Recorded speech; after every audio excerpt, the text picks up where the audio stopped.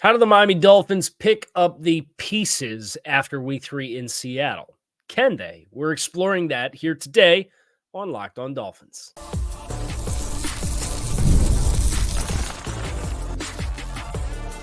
You are Locked On Dolphins, your daily Miami Dolphins podcast, part of the Locked On Podcast Network, your team every day.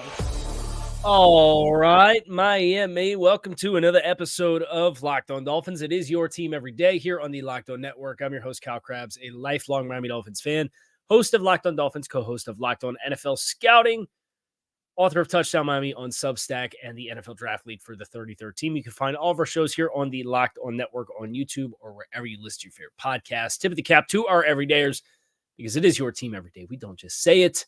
We live it here on the Locked On Network. Today's episode of Locked On Dolphins is brought to you by FanDuel. Place your $5 bet, and you'll get started with $200 in bonus bets guaranteed on FanDuel. Visit FanDuel.com to get started. I felt like Hades from the animated Disney film Hercules was my favorite Disney film growing up. Well, you know when Hades has the big blow up and he goes, and the hair with the fire, and he's got the cigar, and then he goes, I'm fine, I'm cool, I'm fine. That's me today after this morning on the Joe Rose show and the post-game show. I'm fine, I'm cool, I'm fine. I can't promise things are going to get any better for your Dolphins at any time in the near future, but we're kind of breaking off all the pieces of what has very quickly turned into this disaster start for the Miami Dolphins. And I know people had questions for me back in August and July about reps and vets not participating in practice and contractual holdout potential implications and all the stuff, right? And if you had it all on your bingo card and you thought that all of it would reach critical mass by September 22nd, congratulations, you win this season. Because that's what it feels like. That's what it feels like in so many ways. And I know fans are all like individually trying to process all of this. You're sitting at 1-2. You have a chance to climb back to 500 against a Tennessee team that's not performing particularly well, but you're performing arguably worse. So I spent yesterday, watched a lot of the coaches' film, my individual play-by-play grades for every player who played, and some all 22 clips are going to go up on Substack over Touchdown Miami. I drop those every week. But I wanted to focus on like the big talking points coming out of the game, going into the Tennessee game. Like who's going to play quarterback for the Dolphins? Their ability to run the ball, their willingness to run the ball, their awareness of how they can run the ball. Should they be running the ball more? Were they really negligent in running the ball against Seattle? I got a lot of thoughts on that one. Miami is winning on the ground in ways that are not the ways in which they won last year. I think that's very important to distinguish through 3 games. And I put this stat up on Twitter yesterday. I won't call it X. Dolphins have 24 runs on the season off the left and right ends, or outside runs to both left and right. 24 runs. They're averaging less than 2.7 yards per carry on those runs this season. That has been their bread and butter, has been getting on the edge with the speed. And I know Raheem Mostert's not here, but Devon Achane's been getting a ton of run. He's a fit within the scheme. Jalen Wright showcased the ability to do it and to press holes with intelligence behind the line of scrimmage in the preseason. They're just not getting the job done. And I think a lot of this more so has to do with the execution of your skill players, whether they're wide receivers, tight ends, or fullbacks. They are not connecting on the blocks on the edge. And you're getting a lot of unblocked hats because of your motioning into these runs. And then the second level of defense is bumping the second level, and they're bringing the safety down. And now you got unblocked hats to the point of attack on your outside runs. It's not great. And that's been your bread and butter. But all other runs this season are averaging 4.3 yards per carry in all other gaps combined that are not left and right end. And boy, oh boy, they are capable of getting downhill on folks. They are capable of running duo and power and counter. And they're capable of doing it with Jeff Wilson, like they did against Jacksonville to close and kill that game. They're capable of doing it with Devon Achane, like they did a lot of in Buffalo. They're capable of doing it with Jalen Wright, which they showcased the ability to do on one of Jalen Wright's very few sparing touches against Seattle. And it's one thing to do it late because you needed to and you found out that you could do it against Jacksonville. It's another thing to kind of have it, but you still want to get your skill makers or still your skill players that are your elite players the ball against Buffalo with your starting quarterback.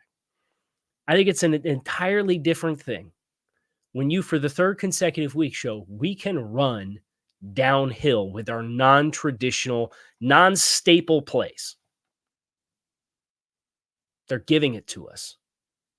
We can go for 9 with Devon Achane. We can go for 8 with Devon Achane. We can go with 8 for Jalen Wright. We can go for 13 with Devon Achane. One of those got called back for a hold, and that puts you in a position where you have to pass the ball. I get it. And there is a whole analytics debate about the value of running the ball and methodically moving the ball down the field versus trying to find explosives in the passing game. And I know Chris Kaufman put together some great numbers about the Dolphins and their first down splits. And I agree with really the focus being your early downs to stay on schedule with your offensive game scripts. They passed it 13 times. They ran it 9 times. One of those first down runs, there was a whistle in the stands. Everybody thought the play was dead. They stopped. They let it keep playing. So that was one of your minus runs. That was really only the negative inside run the Dolphins had. The Dolphins got in trouble when they tried to run outside. And that's the part for me that you had all this extra time to prep for the game. You knew what it was going to look like, or at least you thought you knew what it was going to look like for Skylar Thompson. And then you get in the game, and there's guys that are open, and you're not throwing them the football. I'm watching Tyreek Hill run rear end wide open on a deep corner route, and we don't throw it. We throw the check down underneath. I'm watching Jalen Waddle in the red zone take an inside release and run an out against the back pylon or the back end line. And we're not throwing it. We're going to choose instead to work off of that and have to throw the ball away. I'm watching Tyreek Hill run open on a deep in route that Tua Tagovailoa makes look like a routine pitch and catch on a 20-yard attempt. And on the same play, Devon Achane goes in motion out of the backfield. Nobody runs with him. He's the only guy outside the numbers within 20, 25 yards. You could alert that, or you could throw the first progression. It's open in a hole in zone coverage. Skylar gets to the back of his drop, and he looks right down the barrel at it, and he doesn't take it. And he takes a sack on the play. And then people get mad at the offensive line because Rob Jones is pulling on the play because you want to manipulate the second level and escort those linebackers out of the throwing window.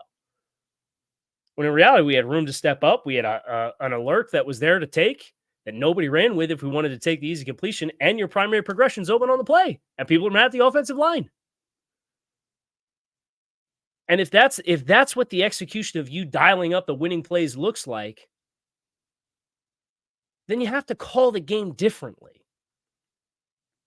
And yeah, you can hit your explosive plays and you can give your wide receivers a chance to make a play, but the awareness of what a team is giving you, what you're executing well, and then you go back to, we got to run the ball. Let's stay balanced. We're going to run outside. Why? You continue to gouge him.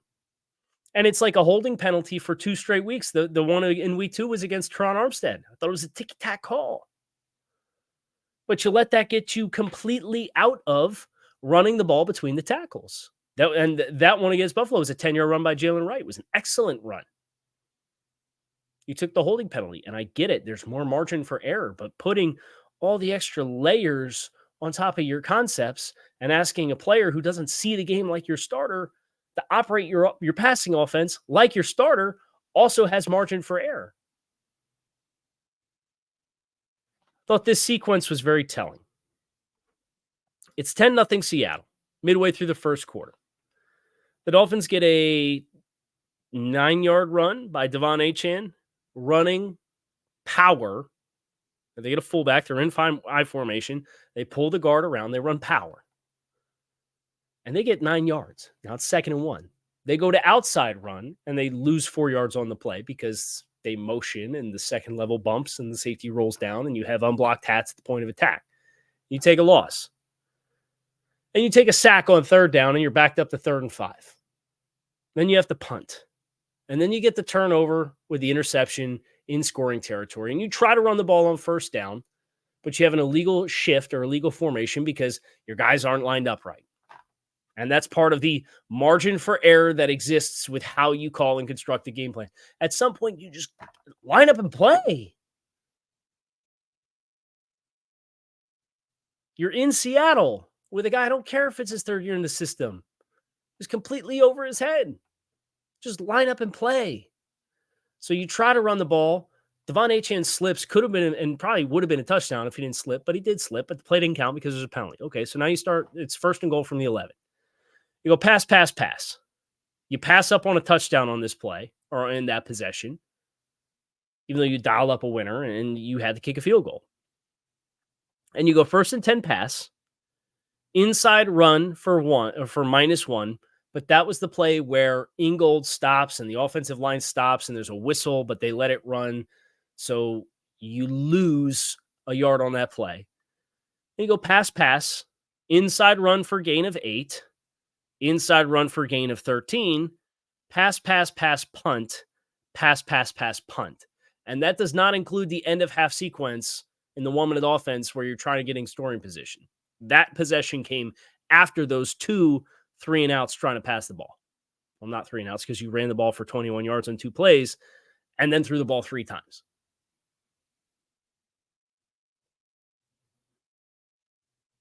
So you had success running the ball and then in between the tackles and then went outside run and lost 4 yards.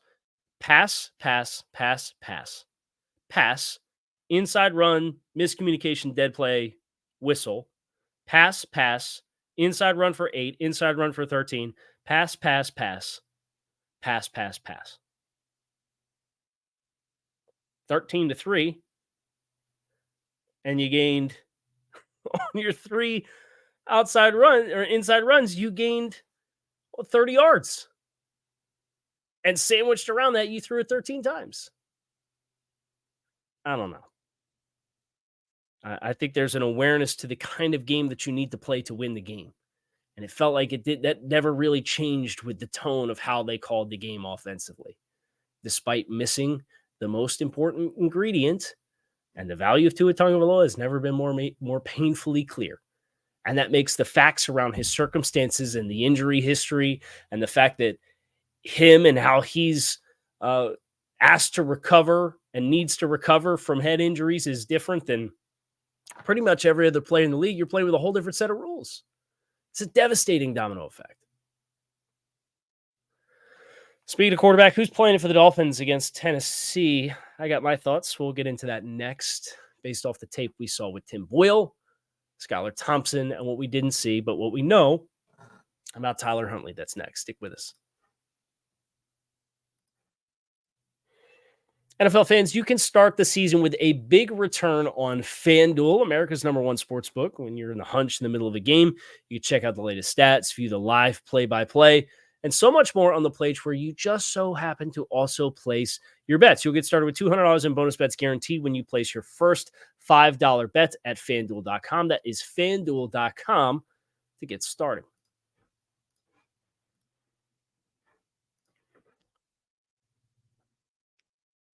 I think the first thing that's apparent to me as it pertains to where the Dolphins go from here at quarterback, and I said this on WQAM this morning with Joe Rose, if Skylar Thompson's healthy enough to play, I think he's at risk of getting himself hurt or somebody else hurt if he goes back out and plays again.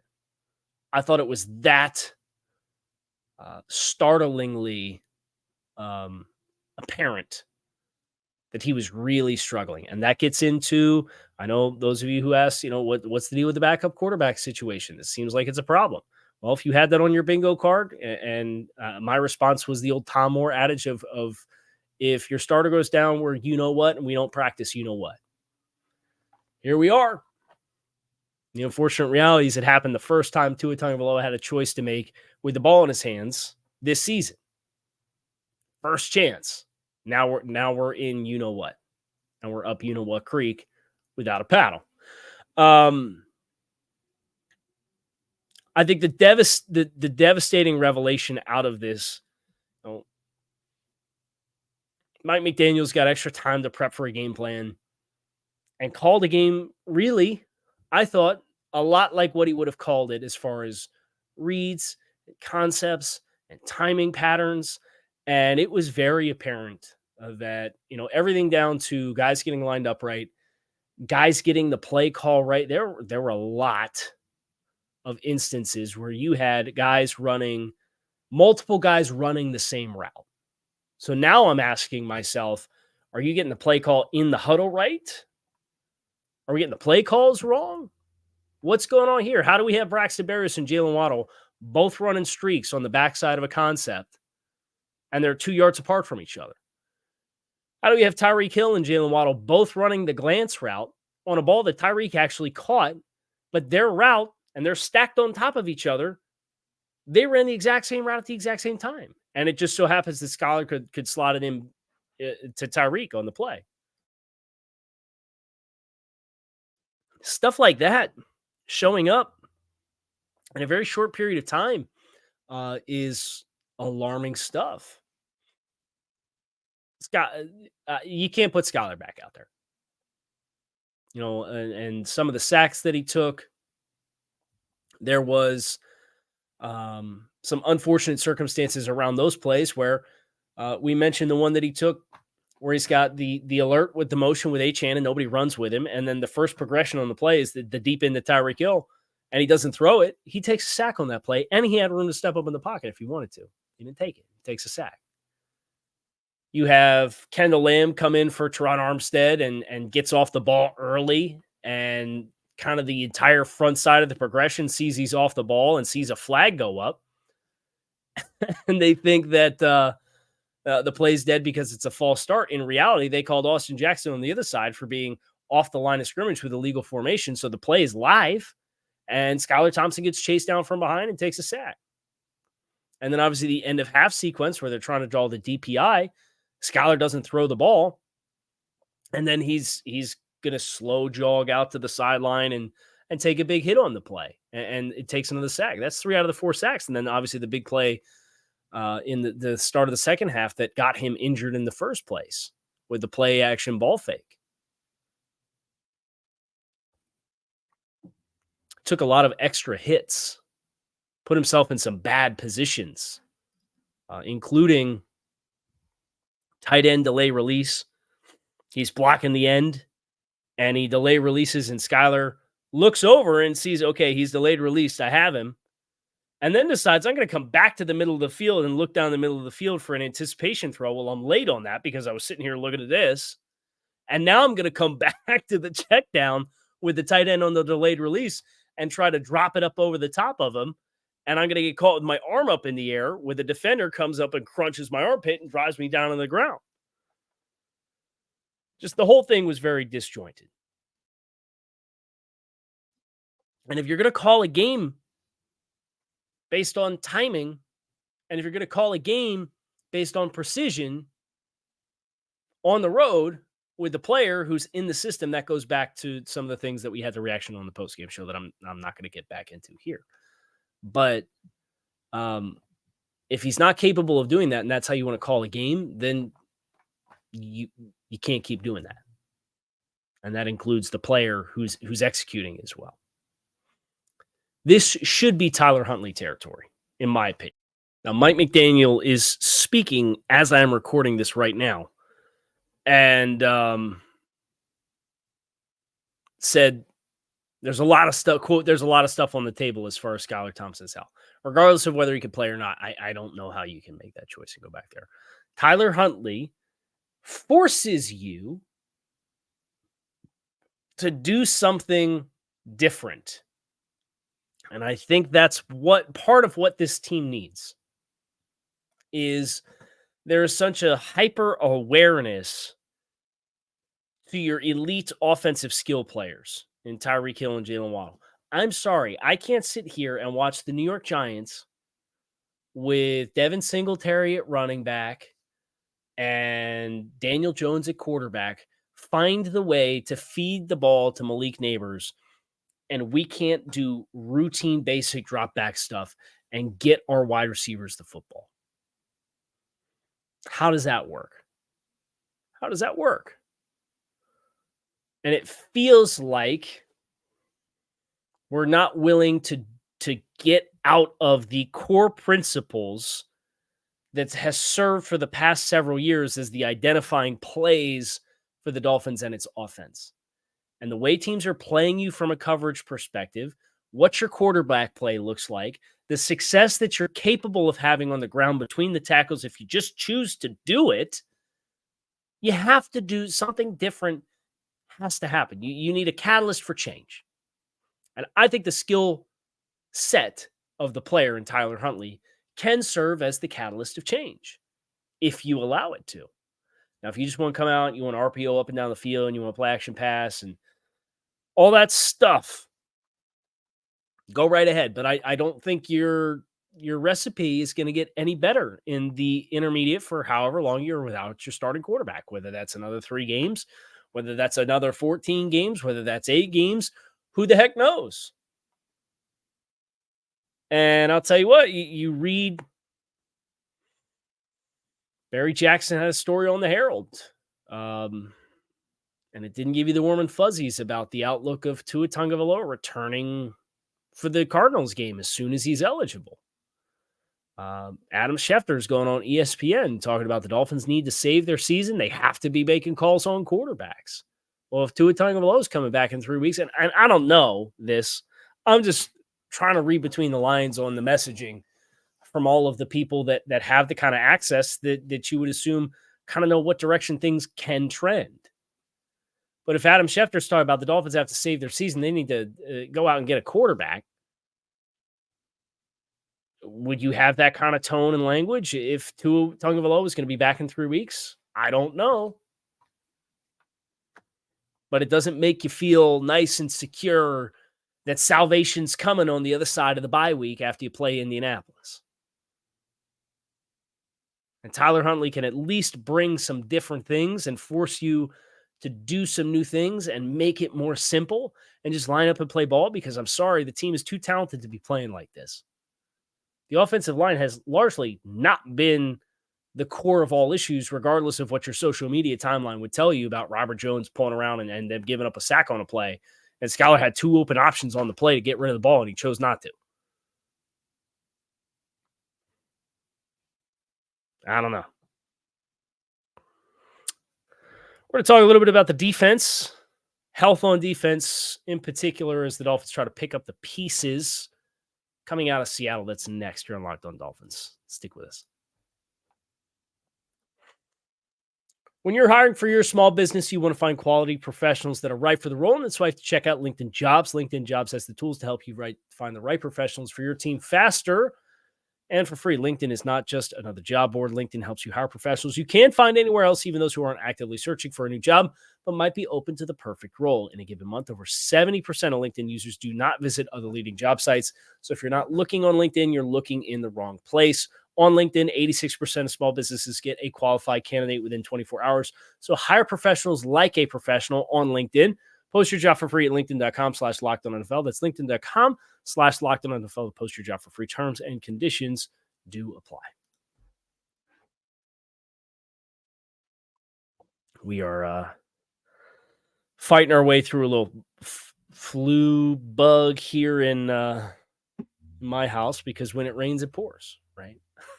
So I promise I haven't just been yelling at the television screen or the computer monitor watching the tape of the game. I promise that's not what's going on here. But defensively for the Dolphins, specifically as you look at matching up against Tennessee, I do find a little bit of solace in knowing that your injuries defensively that you took in this game included David Long with some kind of hamstring issue. Hamstrings were really the bugaboo for him in Tennessee during his time there. It cost him several games in each of his last couple of seasons with the Titans. If that's going to be a big time thing, Anthony Walker has now been given plenty of time off of whatever issue he was dealing with. You would like to think, and I'd say you'd like to think because you never want to assume, and I don't want to be dismissive because you thumb your nose at the worst case scenario questions too often. And you might look up and the Dolphins might be 1-2 and ranked pretty consistently at the bottom of all the power rankings across the league. So you would like to think Anthony Walker would be prepared to step in there. The corner spot, though, Storm Duck had some kind of shoulder injury in the midst of the game.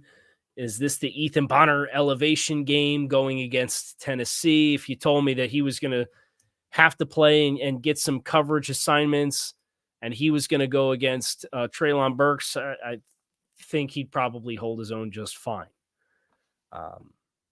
This is a wide receiver crew that has some experience with Hopkins, Ridley, and Tyler Boyd. But defensively, they're big holes right now, or offensively, I should say, is the right tackle spot with Nicholas Petit-Frere. It's been a disaster for him there at that right tackle spot. And then Will Levis in the ball security at the quarterback position. That can set up very favorably if the Dolphins can get Chop Robinson and Jalen Phillips some favorable looks there. But I thought this past week against Stone Forsythe would have been an opportunity for those guys to capitalize on those roles as well. Didn't happen. So I think Miami can take some of the injury stuff in stride. I am very leery of Tennessee's interior defensive depth chart, what they have on both the first and second level, how hard that can be to run the ball. This might not be the week for you to say, hey, we're getting all these good runs in between the tackles. Let's get up and pound it. I don't know that that's going to be on the table this week. Now, obviously, Tennessee, they had a tough go against the Green Bay Packers. And the Green Bay Packers being a team that had some of their key players out, most notably quarterback Jordan Love. So they came out and they ran the ball, and they ran for 188 yards against the Tennessee Titans, but they also ran for 261 against the Colts and 163 against the Eagles. So they've had a lot of success running the ball in general. Miami hasn't necessarily had that. You at least find some inspiration that they were able to do it, and they embraced the game script where they put Malik Willis in positions to be successful. They only asked him to really throw the ball a handful of times. He attempted less than 20 pass attempts in the game. And again, it's that hyper awareness to the game script of what you guys are ready for. How do you simplify it? How do you make it easier? And how can you just line up a play and let your talent take over? Thought the Titans did, or the Packers did that against the Titans quite well. Malik Willis goes 6 for 73. Josh Jacobs goes 14 for 43. Case in point, this was not the big blow-up game that Josh Jacobs had the week prior when Josh Jacobs ran against the Colts for 150 yards. So for the Dolphins defense against Tennessee, you got to be hopeful if you're looking for pathways to win the game. Tennessee's turned the ball over 8 times in 2 games. They're -7 in the turnover differential. And they did not run the ball well against the Packers. They ran the ball fairly well against the Jets and the Bears. I think the Dolphins can land in the middle of that. I think you could hold them under 100 yards rushing as a team. But the key is you can't fall behind 14 points. How do you start faster? How do you take these really great second half performances by this defense and claim them early? Because that's what you need right now. Whether or not you can put the pieces back together or not, who knows? We will continue to get you prepped this week for Monday Night Football. Another non-regular 1 o'clock kickoff time for the Dolphins as we continue our way through the early slate this season. So keep it locked in right here on Locked On Dolphins. I'm Kyle Krabs. You can find us on YouTube or wherever you list your favorite podcast. Make it a great rest of your day. I am out of here. Go Fins.